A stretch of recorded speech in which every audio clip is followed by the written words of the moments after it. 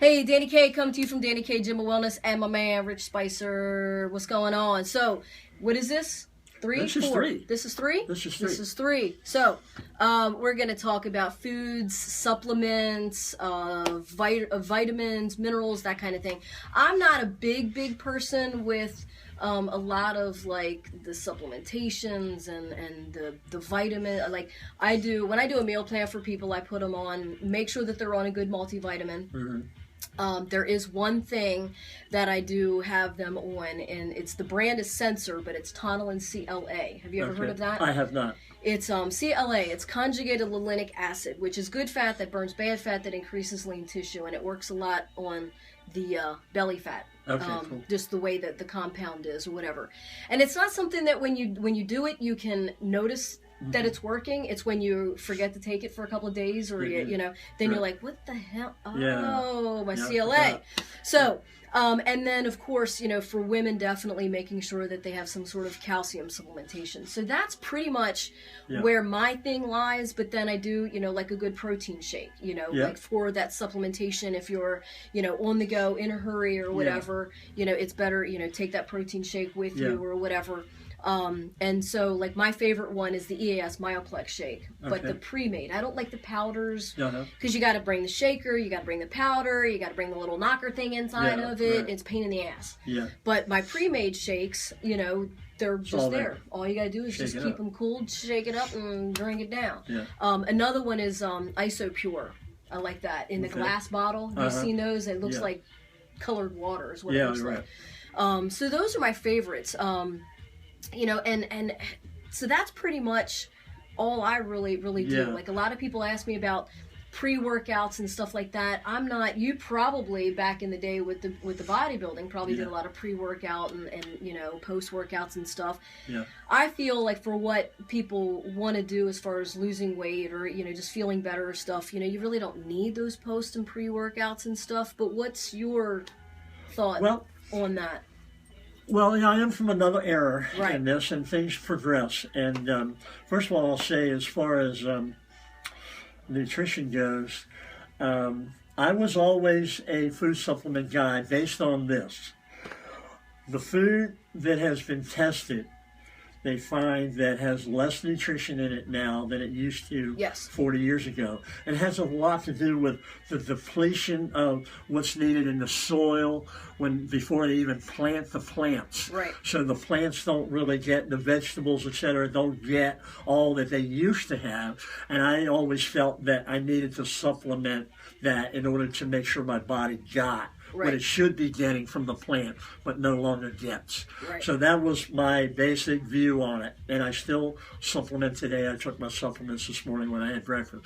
So, I agree with what you said. Maybe not more than a really good general multivitamin mineral supplement is all that's necessary. I do take a few other things, but they're just personal things that I think that I need. Right. And there again, we talked about personalization in diet. Right. And it is all personal. Yeah. Now, I take an extra, like I take my multivitamin, I take my coral calcium, I take my CLA, but I do take beta carotene. Yeah. I take vitamin C, I take a vitamin E. Yeah. And I take an MSM glucosamine. Well, there you are. So I'm old, and you've covered a lot of stuff there, right? But but those are for me, and those are kind of regulated where I found, work best for me and my energy level and my workouts and stuff like that. Right. But and if you hit the weights hard, I know with my acupuncture is to look at my tongue and tell me that I'm liver deficient and spleen deficient. So, when I'm liver and spleen deficient, it's because why? Yeah. I kill it in the gym. I work out, so I'm depleting things. So you have to, he really wants me to take a liver pill supplement. But have you seen those suckers? Yeah, bitch. Like horse pills. I'm like, how the hell you get that sucker down your damn throat? So I do it here and there, and then I don't. So I'm human. Shut up. Anyway. I guess that kind of wraps up the nutritional stuff. That's what you want to do. And but what I would say is, Dani really knows her stuff when it's coming to all this. So talk to her about what you like and don't like. She might put stuff in your meal plan that you don't like. And it's funny, like sometimes, and most of the time I won't do that. Yeah. Unless it's something that we absolutely need, and I'll say, you know what, try to do that. If you can't, then we will substitute. But for the most part, you know, nutrition, you have to eat, right? Yeah, so if I put something on your meal plan, say yogurt or cottage cheese or fish or something, and you don't like that, and you're not going to eat it, then that defeats the purpose of the meal plan and getting the good quality in. So I have to figure out what you do like so you will eat it. That's but it's got to be within the realm. You can't just say, oh, I just only like chocolate and that's it, because I'm not going to do that. You're going to have to like some chicken or something. That's it. You know? Oh, boy. And talk about eating bland. I mean, for bodybuilding, yeah, for bodybuilding. We used to eat rice cakes. Yep. Rice cakes, and in order to give it a little flavor, I'd put a little bit of jelly on it or something. Yeah. And you'd go to competition, there'd be people all over the place eating rice cakes and a little bit of water. And, it's just sometimes crazy. Distilled water, right? Oh, absolutely. Right? Distilled water. That's all I drink.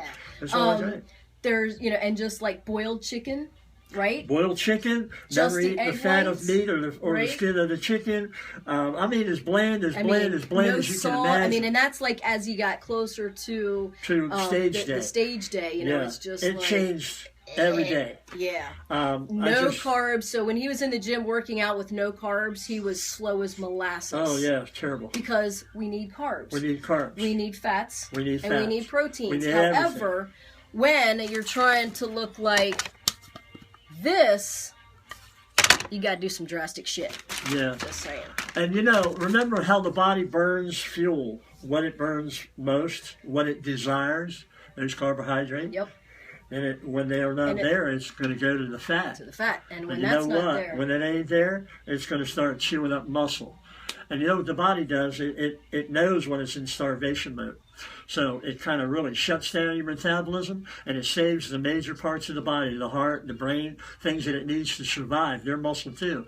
So it burns all your biceps and your thighs and everything else. You don't want to be burning muscle, man. We need muscle. That's what I've been telling you. Okay, you need muscle. So you don't want it to get to that point. You got to know how to balance according to how you feel, how much energy you have to do your workout, and to get on with your day between the carbohydrates and the fat. Okay, you need it. You need it all. And it's the good carbs. It's the good fats. Good stuff. You know, sometimes we delve. You know, it's avoid the bad things, but sometimes we can go and have a little bit of the bad carb, a little bit of the bad fat. Sure. But you know, it's the moderation, not deprivation. But it's again, it's the want. You know. Yep. So you have to eat it as clean as you can, with a little bit of fudge here and there. Well, fudge, chocolate, my favorite. I'd kind of like to change the topic to training a little bit. Okay. And I want to know, for you folks out there, if you've ever had a muscle injury, whether you got that injury at work, or if you acquired it at another gym, because nobody here gets injured ever. And but because I'm watching whether you're doing something wrong, and then I correct it. Right. It can happen though. You can get injured for other reasons too. You could really get injured on a nutritional thing that you really weren't up to that nutritionally, and you went for it, and you tried it, and you knew you weren't that strong that day because you hadn't been eating right for a couple of days. Right. So you can get injured, okay? And I did a lot of things right, and we all make mistakes. But things happen. Sometimes you just get an injury. And I've had my share of low back injuries, heavy deadlifts, and that kind of thing. And I've had a little bit of neck problems. And what I want to ask Dani is, if somebody comes in here, look out now. Somebody comes in here and they say, oh man, I really hurt my back. Let's say it's a muscle injury. It's not a bone popped out of place or anything like that. But it's a muscle injury. And she, oh, my back's killing me. And touch right here, oh, that really hurt. What would you do about the muscle injury? How would you treat that? Well, it depends. First of all, I mean, if it's you know, we would do stretches maybe, see if we can, you know, easy, nice stretches to see if we can kind of work it out. You know, and sometimes even with those types of muscle injury, you still need my acupuncturist, who he's helped me a lot. You know, so I mean, you want to start with, you know, making sure the workout is not going to engage that. Maybe stretch it first, you know, warm up, stretch it out first, and then make sure your workout isn't going to engage that. Don't do run. If you feel it, whatever. It's being more aware of your body. Like, I'm not in there. I don't know. I can't tell. Yeah. So me, I push through, and my SI joints come out, and I still run on the damn treadmill. That's my stupidity. But I would never tell a client to do that. No. So, it's definitely, that's one of the main reasons why you want to work out with a trainer, at least, here and there with a trainer, because you don't want to just jump in and say, oh, it's just muscle. You hope that it's just muscle, and it probably is just muscle, but if you do something to continue to aggravate it, it might go into something worse. Right. So you want to maybe, check it out and see, stretch it, and so it kind of depends on what it actually is and how, like a certain turn would hurt it or whatever. You might want to lay off a back day and just do bis and tris, or maybe just some seated exercises, not anything bent over, where that's going to engage, if you're, wanting to do a workout, that kind of thing. I like to give real life experiences. So I had done something wrong and knocked the sacrum out of whack. It's a big triangular bone right there between the hips, and it's right at the base of the spine. And I had gone to... somebody told me to go to this chiropractor, so I went to this chiropractor. Lo and behold, this chiropractor was, and I'm going to tell you how old I am now, was the chiropractor for the Baltimore Colts football team. And we became close friends, and he said, I know you're serious about your training. I can tell that by looking at you, and I work with the Colts, and they're serious about their training. So I want to get you back in the gym right away. I said, man, I couldn't walk in the gym right now for anything. I am in severe pain. Right. I could hardly walk. Right. And it affected, it was cocked off to one side. It laid on my sciatic nerve, was shot down the back of my left leg, and I would be driving, and I could hit a bump, and I'd go, ow!